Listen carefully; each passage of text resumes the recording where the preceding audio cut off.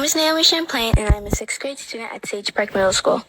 Earlier this month, I was officially identified as gifted and talented. I was proud of that accomplishment, but it also made me think about something bigger than me. I've attended Windsor Public Schools for 7 years.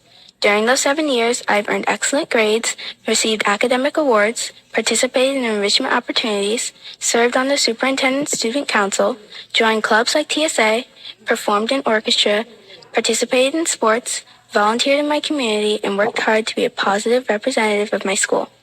When I was finally identified as gifted and talented, I started learning more about the gifted education. That's when I learned that Black girls are one of the most underrepresented groups in gifted and talented programs across our country. I also learned that Black girls often demonstrate the same academic potential, leadership qualities, creativity, and brilliance as students who are identified at much higher rates. As I reflected on that, I thought about my own journey. I wasn't identified in kindergarten, or first grade, or second grade, or third, or fourth, or even fifth. I was identified at the end of sixth grade due to my parents advocating for me. The identification was new, my abilities were not. That makes me wonder, how many years of evidence should it take before a student's gifts are recognized? How many other students are demonstrating their potential every day but have not yet been identified? And how many students might never be identified if they do not have parents who know how to ask questions and request meetings on their behalf?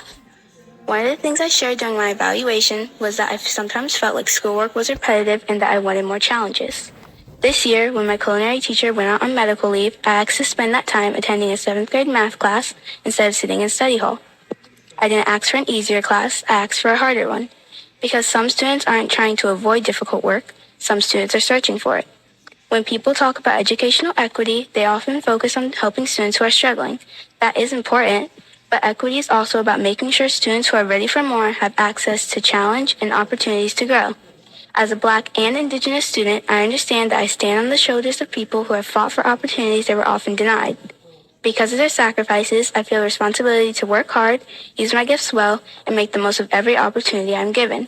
I also believe schools have the responsibility to recognize potential and create pathways for students to reach their fullest potential. Because somewhere in Windsor right now, there's another student whose gifts are already showing themselves. My hope is that they will be challenged, supported, and encouraged as soon as their potential begins to shine. Thank you. Good evening. My name is Naomi Champlain, and I'm a sixth grade